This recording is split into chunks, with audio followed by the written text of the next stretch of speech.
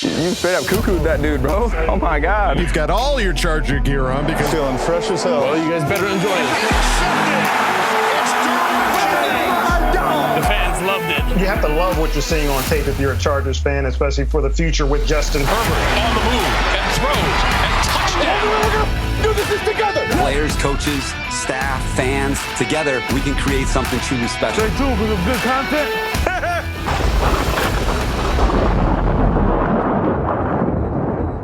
Well, hello again to all of you. Welcome back to Charger Chat. I'm your co-host, Wolldog, sitting with my buddy, Kev Huggin Duggan. Hi, Wolldog. It's damn good to see you, pal. It's fantastic to see you again, sir. As those can see, we are without Kyle the Coach Duggan this evening. Unfortunately, some scheduling conflicts, some issues arose outside of our control, and Kyle couldn't be here for this episode, but we will get him back. Bye week. It's the bye week, folks. Yeah, I think we'll see him next week. If Kyle the Coach Duggan is going to miss an episode, let's have it be the bye week. Yeah, he's getting ready for next week's game. He's prepping just like our coaches, so he can't be here because he's got so much work to do. So much to do. Oh my gosh, there's like scheduling and emails and like all kinds of stuff. There's too much. Patreon. He's getting our Patreon next thing ready over there, so it's just a lot to do. That's very true. Yes, for those of you on Patreon, get ready to see a new video coming in pretty soon here. But we've got some stuff to talk about here, folks. It's going to be a little bit of a light episode because not a lot of news. No, first of all, bye week, oddly. Bye week, not too much news, and it's the bye week, so we don't have a game to prep for or anything like that. So let's start off with the news at the top here. This was the big news that we saw. Didn't see this coming, actually. We talked about the Chargers needing help in the edge rushing position after losing Joey Bosa for an extended period of time, and now Chris Rumph is looking to miss some time as well. We reached into our address book. We flipped to the A. We started right at the A's and said, hey, what's Jeremiah Attaochu doing? And apparently we've signed him. Yeah, we've got Jeremy back. He was a second-round selection for the Chargers in 2014, played in 80 career games and made 23 starts with the Chargers, Jets, Broncos, Bears, and Ravens. He's registered 133 tackles, 105 solo, 20.5 sacks, 43 quarterback hits, 32 tackles for a loss, and forced 4 fumbles and recovered another. He's also recorded his best season in 2015 with the Chargers with 52 tackles, 6 sacks, 17 quarterback hits, and 15 tackles for a loss. So this is a guy, veteran, obviously, a guy who's been around, been with the Chargers, and can hopefully fill in for Senior Bosa and Chris Rumph for that matter. Big shoes to fill, but I don't know. This is one of those things where everyone on Charger social media was like, okay, big name, let's sign somebody, get somebody in here, let's go. We got to be wheeling and dealing, let's rock and roll. And then Jerry Attaochu came up and they're like, oh, hey Jerry, how's it been? How you doing? Long time no see. Yeah. So hey, we need somebody out there. He's proven he can do it. It's not amazing because I think he just got cut off from a practice squad, so that's how he was available. Oh, so really? We're not getting like the best of the Attaochu, but hey, familiar name. He had his best season as a Charger, so come on home. Let's see what we can do. Help us out. Get some pressure on some opposing quarterbacks and help our boy Mac out a little bit. Who knows? Going across from Mac, he might be like, "Whoa, shit! This is pretty sweet, pretty easy. I like this." Right. Yeah, we were looking for a big name, but I think the other thing to take into consideration here, folks, is I just saw the other day what the Chargers cap space was, and I think we were sitting at $4-something million. So not exactly in the position to make a big splash of like, well, Joey Bosa is going to sit out and we need to bring in the big guns. Let's pull the trigger and bam. Like, no, it's like I got a couple of bucks here. We got to pay the guy the veteran minimum, I'm sure, at the very least, if not slightly more, because I mean, he's holding all the cards right now. He could be like, well, I'll do it for 1.5 or some, No, he's definitely doing veteran minimum. Coming from a practice squad, I don't think you have much leverage. I think he's just going to be happy that he's going to be playing football on Sundays, to be honest. And honestly, I don't know I can't remember if he was around for when we got the new the new jerseys. So it might be like, shit, I just want to see my name on one of the sweet ass jerseys. I was here for the old school jerseys.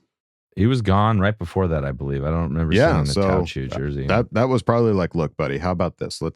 We'll get you one of those sweet new jerseys with the sweet bolts on them, the powder blue. You like powder blue, don't you, Jeremy? So look good, feel good, look good, feel good, and hit a quarterback every now and then if you could do that, if that's in your wheelhouse. Let's go. Yeah, so that's pretty much been it, folks. That's been the big news that dropped. Not too much else to talk about. So everybody really wants to go after a wide receiver, and I think it's something we should. I mean, it's really understandable, but like, what's the realistic? I'm not too worried about the money stuff. They get creative with this shit all the time. Like the crazy Bears trade that just happened. Like the Bears the Bears trade? I didn't see. Was Quinn, the edge rusher, went to the Philadelphia Eagles. Oh, they just traded for him today, and the Bears are eating up his salary. They're paying for his salary, basically most of it. So that can happen in trades. So if they, Coupon Tommy can find a way, get us a speedy receiver that can kind of take the top off and let Justin kind of whip it around. You know what I mean? Boy, that would be an ultimate test of his ninja skills if he can pull something off like that. So extra ninja. Yeah, we'll have to wait with bated breath, but while we're waiting to find out what Tommy's gonna do, you can head on over to patreon.com/chargerchat and check out our Patreon. We've got a Patreon here, folks. We've got a bunch of stuff over there right now. We've got a couple of videos. We got more coming down the pike. We're having a great old time over there. I mean, we shared a clip last week. We're laughing all the time, and we've got lots of big stuff planned over there at Patreon. So feel free to go check it out, patreon.com/chargerchat. And if you're not feeling up for Patreon, that's A-okay. You can go on over to chargerchat.com. Check out all the cool stuff we've got over there, T-shirts, hoodies, and stickers. You can chat it up with other Charger Chatteteers in our members section and ask questions and ask Bold Fam. So go check it out, chargerchat.com. All right, well, with it being a light episode, we're leaning heavy into our segments right now, folks. We've got a Bolt Insight and a Craig Experience lined up. We're starting it off with Bolt Insight. This is a big name for us because we've seen this guy's name on Twitter. We've quoted him quite a bit. Yeah. So this is somebody that, we're going to bury the lead a little bit. You're not going to quite know, but somebody burying the lead has access to players, has literally, when I was talking to him, said, yeah, I talked to Brandon. We all know who Brandon is. So if you want a little insight on what's going on in the locker room and what's going on, I was thrilled that he was available to come on for our bye week and talk and really give us some fantastic insight. And, believe it or not, there's a lot of positivity in there, not only for our guests, but for the locker room. So, well. Look at that. Well, roll it. As soon as that clock starts, your ass is mine. When I met Justin Herbert, man, that dude is big as hell. The goal is to just keep it rolling. Come in hype because we have a lot of things to be excited about. All right, guys, we're back with another Bolt Insight, and we are super lucky to have Nick Cothrel with us. What is going on, Nick? It's the bye week. There's been a lot of talk at different angles and stuff with the Chargers, but we've finally hit that bye week. A lot of injuries going on, but who knows? Maybe it's time for the team to reset and take advantage of that week off. Awesome. Yeah, I agree. And, Nick is the reporter for ChargerReport.com. He's the beat reporter, so he's got access to all the players. And this is perfect because as fans, we're just all talking on the perimeter. We're just making guesses. We're trying to figure out what's going on. So right now, it's not a great time for Charger fans, like a pretty bad loss, pretty bad injury luck. What is the energy like in the the locker room? Is it like are all the players like how we're feeling right now, or is it like not quite at that level? Yeah, I don't think it's just Chargers fans, but just in general, like when they win, it's like the high is probably higher than it needs to be, and when they lose, the energy is probably lower than it needs to be. And really, that's just the reality. And it's not just the Chargers. I think that's across the board for every NFL team. With it being a bye, I haven't been, inside the locker room since that last loss, which, like you mentioned, was pretty devastating. Things really went south on them there. But leading into the first 7 games, I was able to be in the locker room and kind of get a gauge of where things are at after, the wins. They went on that 3-game winning streak. obviously they also had some lows, losing 2 of the first 3 games. So kind of got to see a little bit of everything. And really, I think I have the sense that like the players are still fully bought into Brandon Staley. Like I know there's been talk about, how are they reacting to, some of his coaching decisions, but truthfully, I really deep down believe that they're bought into his system and what he's doing. Obviously, there was that Keenan Allen debacle with his tweet, and damn Twitter.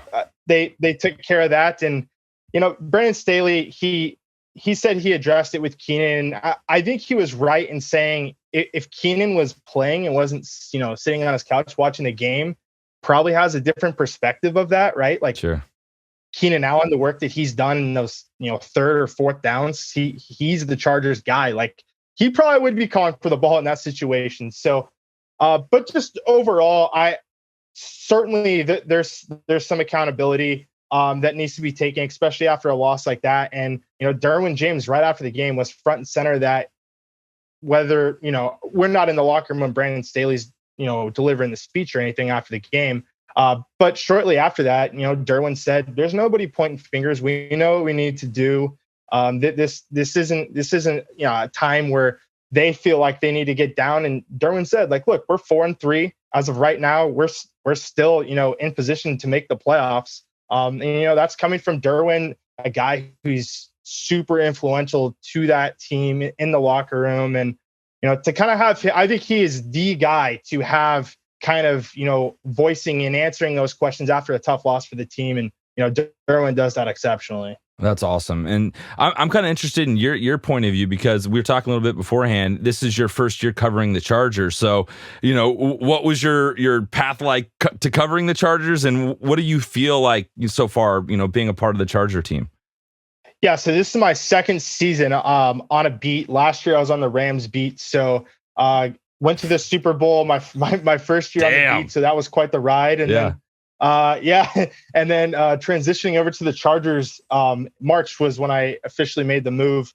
And shortly in March, that's when free agency went down, and all the moves that the Chargers made. It was like, man, it looks like they're really gearing up to try and really make a run towards the Super Bowl as well. Obviously, a lot of factors that go into that.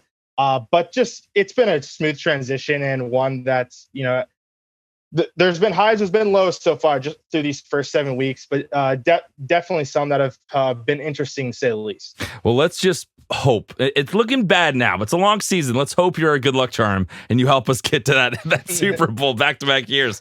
Dude, that would be amazing. So, well, that's cool to hear your story and how you got here. And then I want to get your opinion kind of on right now the offense. It's just so weird because last year it was the shining thing we had. It was like that Lamborghini in the driveway that was always ready to go. And this year, we don't know what's going on. Is it the rib cartilage? Is it the play scheme? Like, what's your opinion and your thoughts on that? My sense on it is, Justin Herbert hasn't missed a game. He's played through that. The dude is a rock star to be able to do that. Obviously, that we saw the pain that he was in late in that Kansas City game.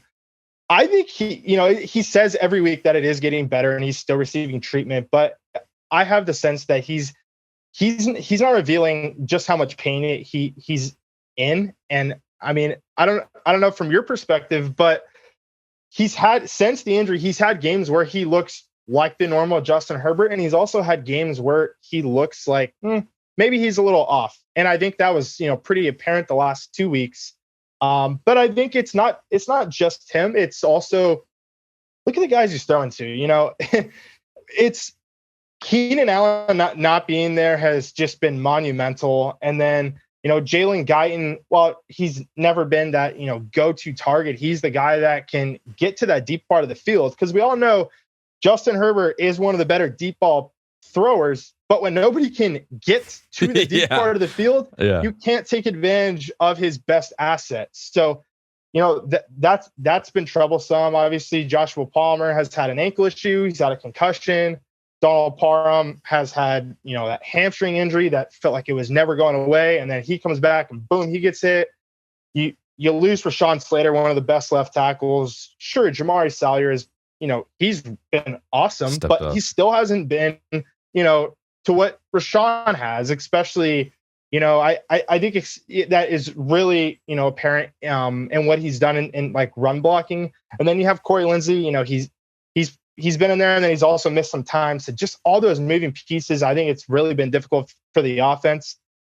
Joe Lombardi was the play caller last year. So like, it's not like they brought in a new offensive coordinator and now all of a sudden they can't figure it out. Certainly his play calling, has been under scrutiny. And I think at times that's definitely warranted. But at the same time, I'm sure you see it like on social media. He is probably receiving a little too much of the blame just based on all the things we just laid out, right? Yeah. With all those different injuries, most offenses can't overcome that. And it's to some degree, it's going to take a hit. And that's where they're at right now. And then also, I don't want to leave out, they can't run the ball right now, other than the Cleveland game, which looks to be the number one outlier across the first 7 games. They haven't ran the ball in any of those 6 games to an extent that they should feel good about, because they're obviously still leaving stuff out there when it comes to running the football. And when they can run the ball, they're going to, that's going to open up the passing games. And maybe some of those passes are no longer are in those like tight windows that Herbert's having to just, fit that ball into. Right now, it feels like every throw of his, there's no layups. There's nothing. It's like he's having to shove these into tight windows. If you get the running game, maybe that eases the burden a little bit on Justin, and maybe that gets the offense going. Who knows? I really do think though it starts with the offensive line creating holes for the running game. Get that run game going. I think the whole thing gets going, because in that one game we saw against Cleveland, when the run game was clicking, the offense just in general felt like it exploded. Right? Real quick, what did you think about that Cleveland game? I know like Justin only finished with I think 230 passing yards. But by and large, that felt like the best offensive performance. I mean, would you agree? Oh, it was the most fun I've had. I love watching Herbert air it out, but seeing us dominate the run game like that, there's nothing quite like that. And it opened up other things. And I think that's what I'm excited about, is I know we're capable of that. It's not like we haven't seen them be good this year at running the ball. They just need to find a way to consistently do that. So everyone that's doom and gloom, get rid of him, get rid of this guy, I'm like, no, we've seen these moments. We just need to put them all together. And you don't want to bail on somebody before they can really get it all together. You know what I mean? So it's interesting in that aspect. We're still 4-3. We're still above 500. So there's a lot of teams I'm sure would love to be where we're at right now. So I think it's a little perspective there, and we'll get there. It's just it's a growing process on that. And then just your thoughts on the defense, man. Where it feels like we were supposed to be set up for this awesome thing. Similar thing. Joey Bosa, some of these guys go down. We're supposed to be this dominant defense, especially against the run. 180 of what we were last year. And I don't know what's happening. And I'm seeing some stuff with people Tillery's in there a lot. They were running on him last year. They're running him on him this year. He's playing a lot more. What's your perspective on kind of where this defense is and where it can go to make us a really solid team? I think the defense is very concerning, because everything that they invested in, free agency, trading for Khalil Mack, this was a defense that was going to have, give or take 6 to 7 new starters. Obviously, there takes some time to mesh and bring that all together. A lot of the guys had a history playing for Brandon Staley. In training camp, they looked like they were coming together quite nicely, and players were even saying it's clear that these guys have that experience in playing in this scheme, as they were picking it up, rather quickly. And then the first 2 weeks, it looks like, boom, this looks like a different unit, awesome. right? Yeah. And then, and then it's ever since then, and even Brandon Staley has said, we're up and down. And that's exactly what they've been. They've been susceptible to allowing, the big run. I mean, that's really been a theme the last, 4 or 5 games. And sure, they come up with, their timely interceptions, but at the same time, everything that was invested in this defense and just the star power that they have, they've got to be better. They can't get it going on a consistent level.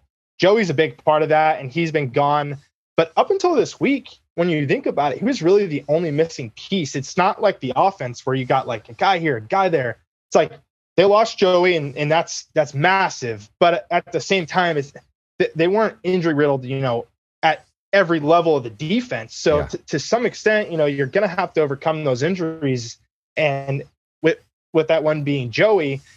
But at this, in another sense, it's like, where are they going wrong here? Because it feels like this is my sense. Is like it feels like Drew Tranquill is probably having like the best season of his career. 100%. Bryce Callahan has been awesome.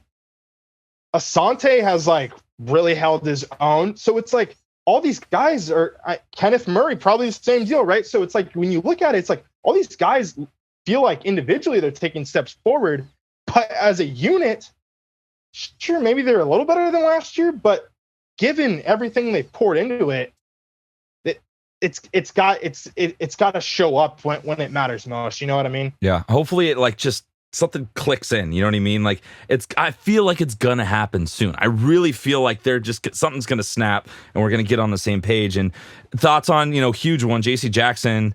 What do you think on his replacement Vato coming in? And because he's been a starter forever, this is the first year where he's been like, what am I doing? Like on the sideline, he came in and really saved that Bronco game. So what are your thoughts on him kind of stepping up? And it kind of feels more like, at least how JC was playing up to this point, feels more like a lateral step to Vato as opposed to a step back. What are your thoughts on kind of that process of that? That was actually something I said to somebody the other day. Is it feels like a lateral move. I think big picture, it'll be more of a substantial loss because I had a hard time seeing like JC Jackson was going to continue to play like that throughout the entire season. Because before the ankle surgery in training camp, he looked like a star. I mean, he was doing everything out there, and so that's why it was so puzzling. Like post that after that surgery, what's going on? Like he just didn't look like the same guy. I think, like you mentioned, Michael Davis, he's clearly has the experience in starting, in playing for Brandon Staley. It seemed like the defense really shifted in that Broncos game when he was in there in that second half. Could be a coincidence, but at the same time, like JC Jackson was getting exposed out there in that game. And then once Michael Davis came in, I believe he only allowed one reception in that final two quarters and then into overtime. So that was really big. And, I like you mentioned, it feels more like the lateral move. I think they'll be fine at cornerback. I wouldn't say their depth now is great, like it was having him, come off the bench. Like these injuries are piling up. Maybe they're, maybe that's the last of them. Maybe it just will pause from there. We'll just take a break from the injuries. Exactly. Yeah. So, but at the same time, I think you can feel fine with Michael Davis being out there. He's and Staley has said, like, we view him as a starter, and he's proven it. So I think they'll be okay there. It's just right now at wide receiver, and then even just the production from that edge spot since Joey went down hasn't been a whole lot to get excited about. Yeah, for sure. So there's a lot to do. Bye week, it's the bye week blues, man. There's no football, and we're just kind of all floating around waiting for something to happen. And people are talking about, the only thing to really talk about right now is either be pissed off at one of our coaches or something like that, or trades, and all the stuff that's going on. We just saw, was it Quinn from the Bears just went to the Eagles. There's some stuff going on. So is there anything that any players you're seeing, especially on offense? It feels like offense is kind of where we need to address with our injuries. Is there any player you're seeing right now that would be like, okay, you put him in there, Justin's going to be able to change his trajectory, if you will, pun intended? Yeah, I think they, quite frankly, I think they need to go after a wide receiver. Like it feels inevitable. Like they really need to, because this offense, like we've just spoken about, this offense, it's so shocking. I mean, there was a top 5 offense last year, and now they really can't get much going in both phases. Running the ball and passing the last couple of weeks. I think Elijah Moore of the Jets makes the most sense.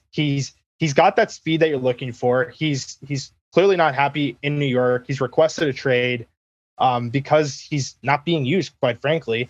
And, he would be used with the Chargers. They desperately need a guy like that. And And, with Mike out for, at least 4 weeks, and then Keenan, who knows? That's kind of an interesting situation because, he said he was on a snap count. And then I actually asked Brandon on Monday, was the plan to just play him in the first half? Because I could be wrong, but I'm not familiar with just a first half snap count. Yeah. And then Brandon said that that Keenan felt like he couldn't quite accelerate to the extent that he wanted to, and they didn't want to push it, especially, having the bye. So who knows what that even means for Keenan? Ideally he's back and they could really, use him, especially with Mike out. So I think that just further emphasizes the need there at wide receiver. And then, there's a couple other guys that have been floating around in terms of trades. Brandon Cooks, I just can't see it based on the contract alone. I believe he has like a $23 million cap hit in 2023. That's a lot. That's pretty rich. Yeah, that'll take a lot. And then you got guys like Kadarius Toney, but he's battled injuries since he got into the league. And we're trying to get away Chargers from that. Guys, trying to get away from that. Yeah, exactly. Chargers need guys that are available, and he doesn't quite check that box. Chase Claypool he's an intriguing guy because I remember him at the combine running much faster than people originally thought. But it seems like he doesn't quite play, as fast as, his just straight line speed. He's a quality guy. And I guess if push comes to shove and they need a receiver, he would fit that mold. He's on a rookie contract, so he's not going to be overly expensive, but preferably they need that guy that can get to the deep part of the field to really stretch things out. And Telesco hasn't made a trade to acquire a player in his 10 years as general manager, but with everything that they've invested, it feels like everything is on the table just based on their all-in approach entering the season. Things have gone haywire, but, once they went all in, the expectations were definitely brought up. So I just think that, to me, they have to make this move to get a pass catcher. Yeah, I'm with you. Some speed. Somebody, we miss.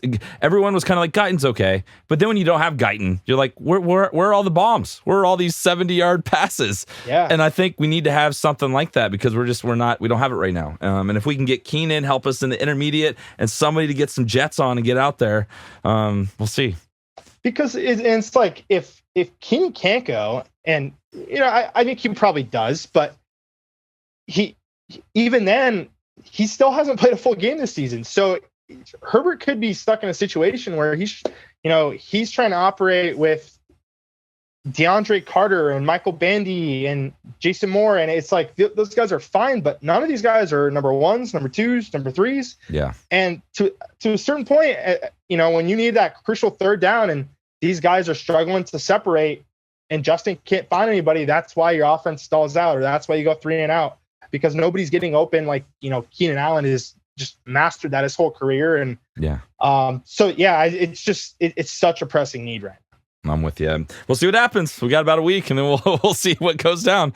Well, I can't tell you how much we appreciate you coming on. You gave us some amazing insight. And, for everyone that listens to our show, how can they follow you? How can they check out all your amazing work? Yeah, you can follow me on Twitter at Nick Cothrel, NickCothrel. And then all my work is on ChargerReport.com, part of the Sports Illustrated network. So all my work would be up there, and typically writing stories every day. Today I released a Chargers mailbag answering, honestly, a lot of things we discussed today. So awesome. Just all my work would be up there. Awesome. Well, thank you so much. Keep up the amazing work, and we'd love to check back in with you in a little bit. Maybe we'll have the opposite side of this conversation, a little more optimism and excitement. So maybe we can do that in the future. Yeah, sounds great. Thanks, Nick. Really appreciate your time, brother, and we'll talk to you later. Thanks, Kevin. Well, that has to be truly one of the best Bolt insights we've had on this show. Nick Cothrel, thank you so much for coming in and giving us a real inside look into what's going on with this Chargers team and the organization. And, a lot of the things that people are tweeting about don't hold as much water as they think they might. I mean, given what Nick has been talking about, and Nick has made some great points there for those talking about like the amount of injuries and the really every scenario that has happened so far this season, and then going, Herbert really doesn't quite look the same, does he? It's like, well, yeah, no fucking shit. Like he's got like broken ribs, and he's like had different players coming in, and all the wide receivers are freaking broken. Like, what do you think is going to happen? You think he's going to be looking just as good as he did last year? It's like, yeah, no, he's obviously got problems that he has to overcome. And the fact that, like you said, the fact that he's actually continued to play in every single game, what an absolute stud. What a guy that just like is willing to put the team on his back and carry them, however far he possibly can. And obviously in these past couple of games, we've seen that that's not enough, that other guys need to step up. And the look at the defense, as far as talking about like, what we all anticipated this defense looking like, and seeing flashes, seeing possibilities, but like, yeah, it's been a bumpy road to say the least. And he had a good point too, where it was like all these players, if you look at Drew Tranquil, he's playing out of his mind right now. If you look at K9, that point, yes. We had no expectations for K9 this year. It's like, maybe he'll get in. He's playing fantastic. Right. There's a lot of players playing really well. Individually. We are right now, our defense is a defense that gives up big plays at really inopportune moments. Right. So if we can focus on that and everything can click in, there's no reason why this can't be good. We're going to get some guys back. We're going to be relying on Jerry Attaochu and some guys that maybe we're not as comfortable as we are with Joey Bosa, but let's click. Sometimes that's what matters most, is getting a defense all on the same page. And then you just take the next step. So I needed that. I needed his perspective, because he's on the inside. We're on the outside. We're making guesses. Absolutely, yes. But it gives perspective to it all. It's like, I know we want to find somebody to blame and get fucking pissed off and, carry the torches and go up to the castle and, all that stuff. But we sometimes got to have a little bit of perspective and try at least. If not, fair enough. But if you can, it's a little warmer. It's a little cozier on the inside. It feels better. Nick, first of all, I apologize because I didn't know how to pronounce your name. I said it was Cothrel. Clearly, I was wrong. Nick Cothrel. I am a stickler for pronouncing people's names right. God damn it, you are no exception, sir. Now that I know, Nick Cothrel, that's all it'll be from this point forward. Thank God. I can't thank you enough for coming on and chatting with Kev, and really looking forward to having you on again in the future, because again, this kind of an insight into the he's team. Our man on the inside. He's our man on the inside, yes, and really helps us. Us and anybody that's listening really have a better understanding of what's going on with this team. And you're asking all the right questions there, Nick. Thank you again so much for coming on and chatting with Kev. All right, well, now it's time to go on to the next segment. You know him, you love him. It's the Craig Experience. Yeah. Oh, yeah. Come on in, man. Kick your feet up. Oh, Craig Experience. hello there. Make yourself at home. Got some stuff to talk about, right? Moving on. Yeah, I know. You don't have to tell me. It's rough times, man. Rough times to be a Charger fan. We've been down some bumpy roads before. This might be one of the most nasty terrains we have ever traveled. But hey, that's what your boy's here for. Lean on me when you're not strong. Sorry. Weather's changing outside. It's throwing the pipes off a little bit. Forgive me. But let's just talk about what we got to talk about, because that's what you came for, right? So, CC gang. The biggest of salutes into the rest of the boat fam. What is going on? It's your guy Craig in Texas, and welcome to another edition of the Craig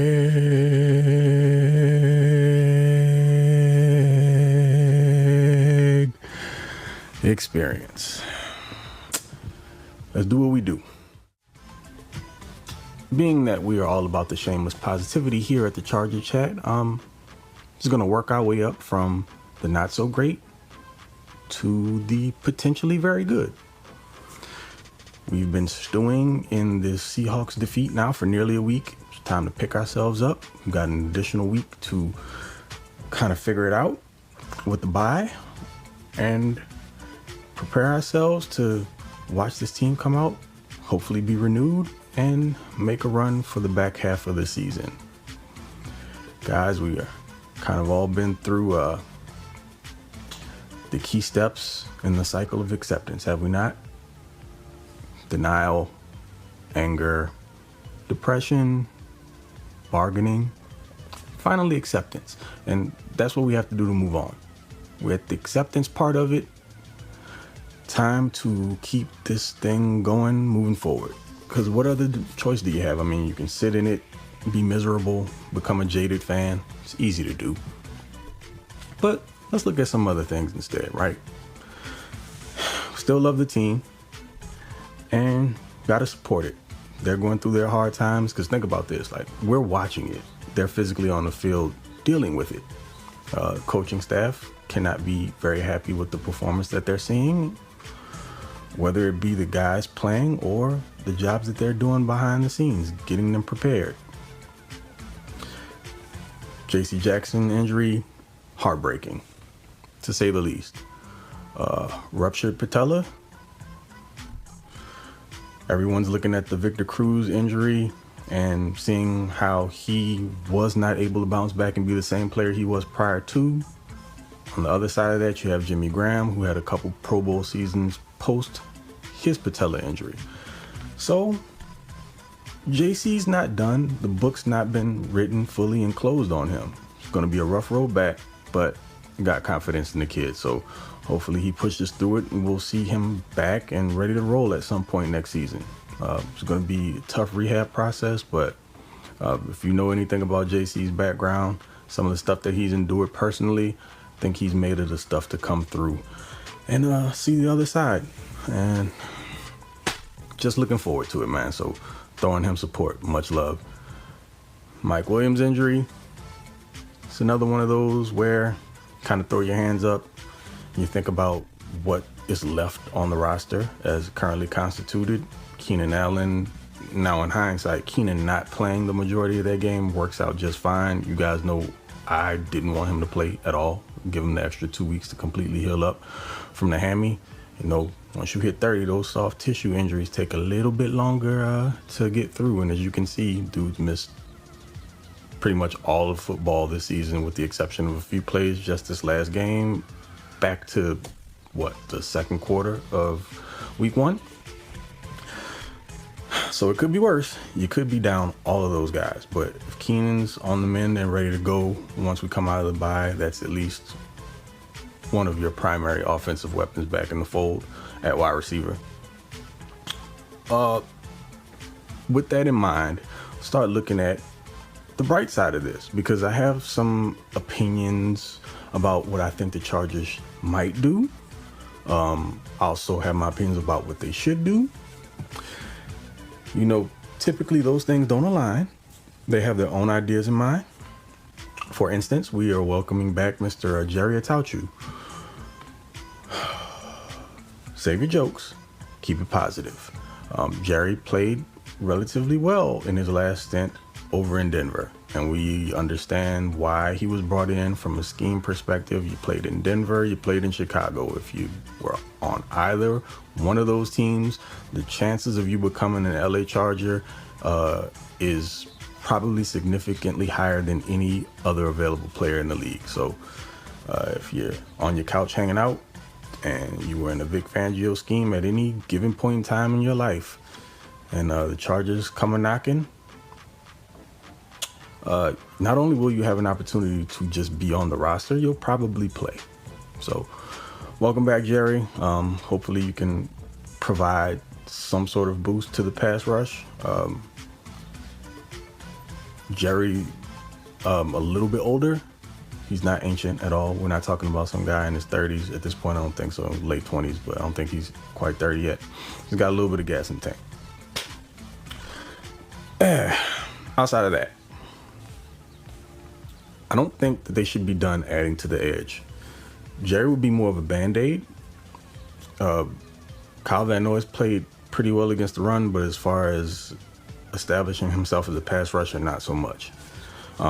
That was never the idea for him. Anyway, he was never supposed to be a full-time edge, but because of attrition, injuries, he's kind of been limited in the scheme. So he's got to play where he's needed. Totally understand that. But again, here's hoping that this is not the end of what they're doing to add to the edge. Now, there's a name that I think that they could potentially trade for. It was a guy that I was pretty high on during the offseason that Brandon Staley's actually complimented here in the past. It's Lorenzo Carter, hanging out in Atlanta, not doing a whole lot. So, be a really nice ad. Probably doesn't cost you very much. Especially when you look at what was given up in Philly. I'm not going to go there. Not going to go there. Positivity. So, with that being said, Lorenzo Carter, someone that they could probably acquire for not very much. Good idea. And there's a theme here. Either got guys on rookie contracts that can come in, or older cats nearing the end of theirs. And so, you'll notice that as we go along. So, that was just one quick defender that I think that they could possibly take a look at, but kind of got this separated by tiers. So here's some names to watch in trade scenarios. And on the high tier, these are maybe even sort of kind of pie in the sky, but possible. Chase Claypool, still on his rookie deal over with Pittsburgh, and he meets the criteria of being a tall guy. So there's that. There's a middle ground here. He's fast also, which is what we're all clamoring for. And maybe, just maybe, Tom Telesco and company are willing to make an exception. Because, you know, if you run like mid 4.4s or lower, you're typically not their bag. But Chase is a big dude. Didn't Claypool go to Notre Dame too? Well, hell, then absolutely. He's absolutely on the table. If you are alumni of Notre Dame, then yeah, Tom Telesco's interested. Doesn't matter who or what you are, what you do or what you've accomplished. Probably a chance that you could be a part. You too can be an LA Charger. So outside of that, you have one Mr. Brandon Cook, someone that I was lobbying for at the trade deadline last year. And then there are the stories that teams such as the Kansas City Chiefs are calling up Texans to see if they can get their hands on him. And look, man, that can't happen. Notice the trend here. The good teams don't really get satisfied with just being where they are. If there's an opportunity to improve their squad, they're going for it. You talking about going for the jugular? That's the type of move you make when you're looking to win it all right now. Like the Eagles. All right, I'm gonna stop talking about the Eagles. So yes, of course, Brandon Cooks makes sense to me. Again, fulfills that dynamic aspect of a wide receiver play that the Chargers don't have. I mean, hell, if they were healthy in the wide receiver unit, Brandon Cooks would still be a great asset to the team. Then there's Elijah Moore with the Jets on his rookie deal, and dude wants out.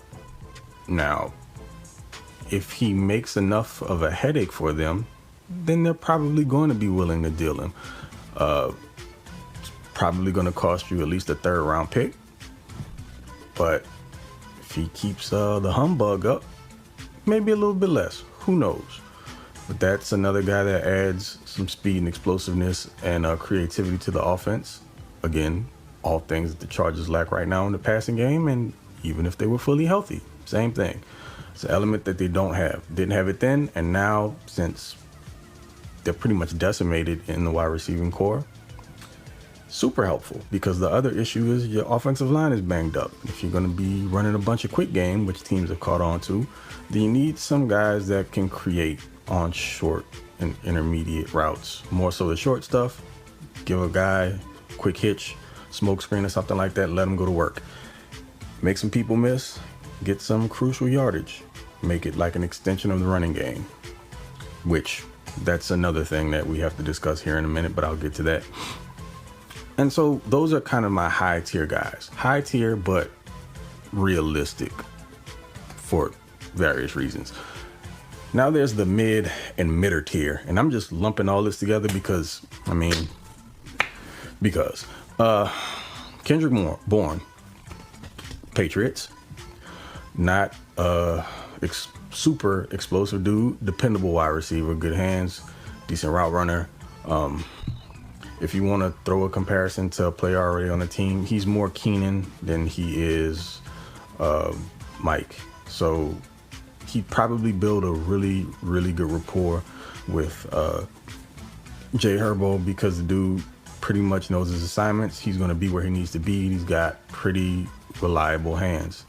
It's not going to be a huge playmaker for you, but it's someone that you can more than likely just get into the offense and take care of his business, and he'll help you move the ball down the field with regularity. Don't know what his statistics are as a third down receiver. Haven't looked into that.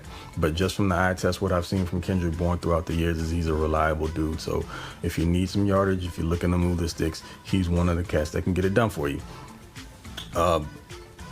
We already mentioned Lorenzo Carter, so I won't rehash that.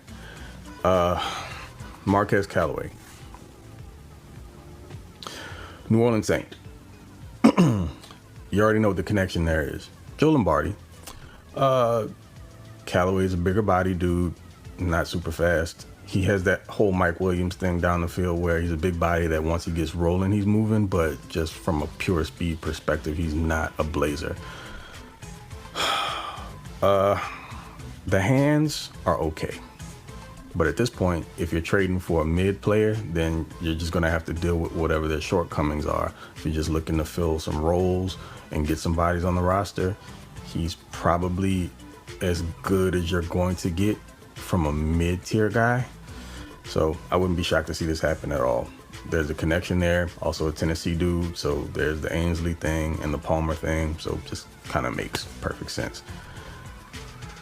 And then Jerry Hughes, also defensively, as another potential edge player. Just hanging out in Houston, doing his thing. He's played okay. I think Hughes is like mid-30s, maybe 33, 34 years old. So we're talking about having one of the older edge rushing tandems in the NFL if he were to come in. But again, probably won't cost you a whole lot when you're looking at that trade that was made in Philly. I keep going back to Philly, and I'm trying not to, guys, but man, that roster is stacked. And man, Howie Roseman really knows what he's doing. How does he keep fleecing people like this? Howie got naked pictures of everybody. It's got to be. Someone should really look into that, because the way that these deals keep happening and what teams are taking for their players is really concerning to me. Wasn't Snyder hiring private eyes on owners and stuff? Maybe someone should consult with whomever he's working with to look into Howie Roseman and how he's getting these deals done. Just a thought.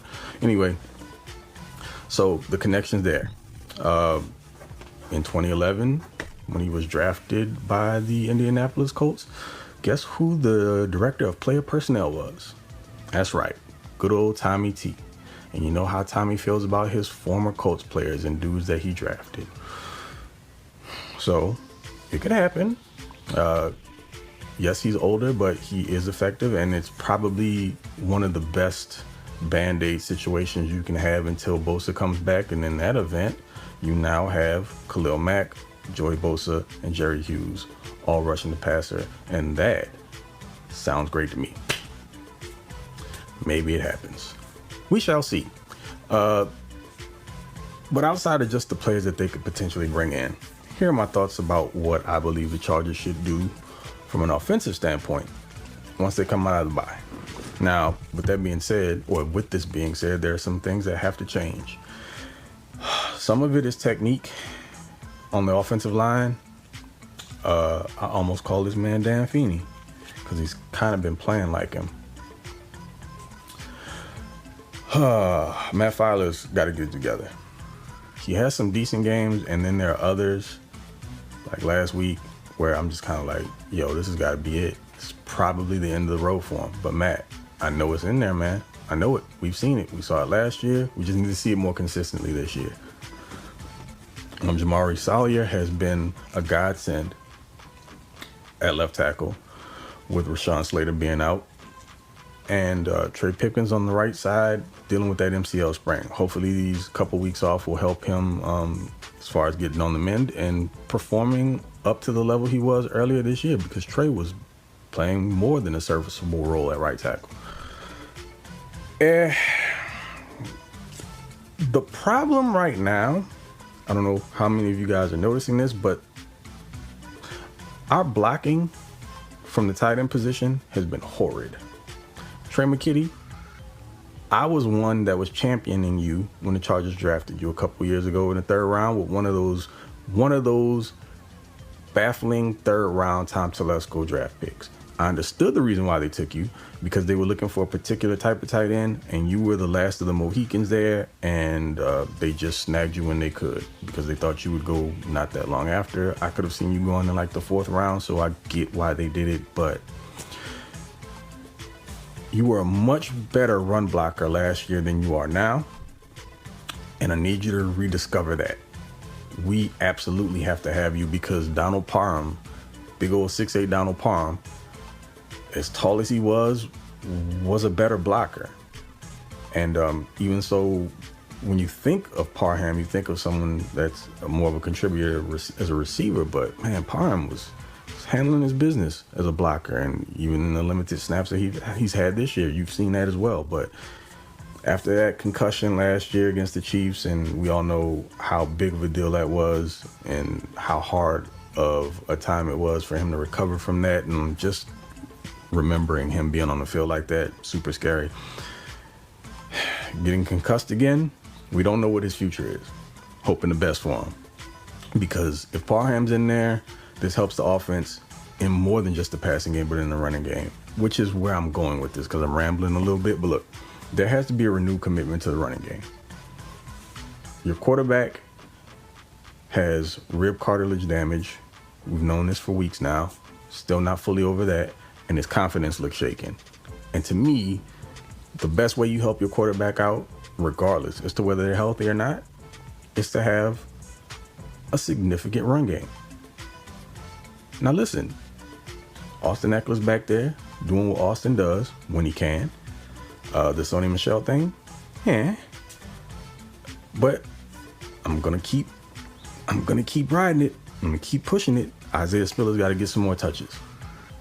Played like 3 snaps last week, and you didn't see much of anything. He had one run, he was a little hesitant, but the blocking wasn't great also. And speaking of blocking again, I saw a whole lot more zone blocking than I did power, and when we ran power against the Browns, it worked well, very well, to the tune of outrushing Kareem Hunt and Nick Chubb.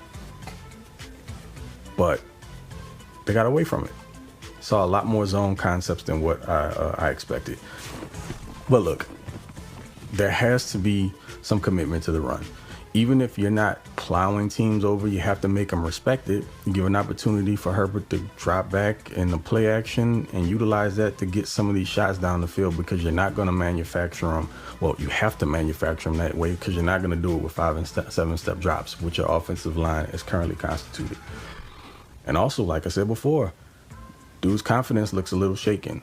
And some of those deep balls don't have the same stuff on them that they normally do. And I'm assuming it's going to be because of the rib situation. Now, these couple weeks off, I mean, we're probably around the point of where technically that timeline was for him to be fully healed, somewhere around there. But everybody's body works differently, so I don't want to assume that. I'm not going to put that on the guy. But let's bring this to a close here, wrap this up. 4-3. Do I think it's over? No, of course not. It's a 4-3 team.